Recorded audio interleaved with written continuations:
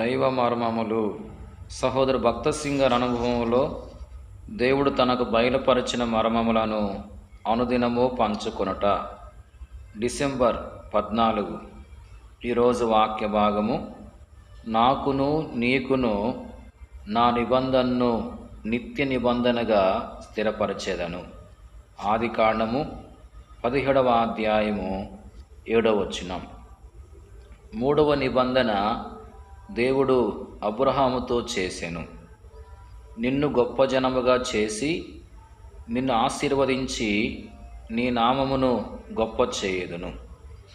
భూమి యొక్క సమస్త వంశములు నీయందు ఆశీర్వదించబడును. ఆదికాండము 12వ అధ్యాయము 2-3 వచనములు.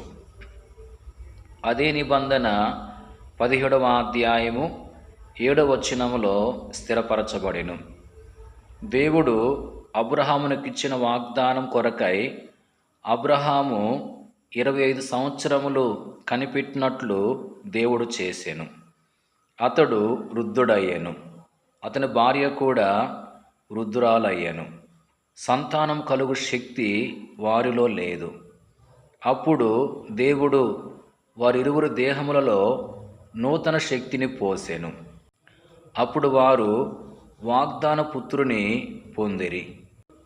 మరియు అతడు విశ్వాసమునందు బలహీనుడు కాక రమారమి 100 ఏండ్ల వయసు గలవాడై ఉండి అప్పటికి తన శరీరము మృతతుల్యమైనట్లును శారా గర్భమును మృతతుల్యమైనట్లును ఆలోచించిన గాని అవిశ్వాసం వలన దేవుని వాగ్దానమును గూర్చి సందేహించక దేవుణ్ణి మహిమపరచి ఆయన వాగ్దానం చేసిన దాన్ని నెరవేర్చుటకు సమర్థుడని రూఢిగా విశ్వసించి విశ్వాసం వలన బలము పొందెను. అందుచేత అది అతనికి నీతిగా ఎంచబడెను. రోమా 4వ అధ్యాయము 19వ వచనము నుండి 23వ వచనం వరకు. నా విషయములో కూడా ఇంతే.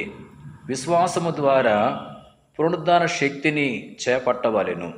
మన సొంత ప్రయత్నముల ద్వారా నీతిమంతులము కాలేము. Praise the lord.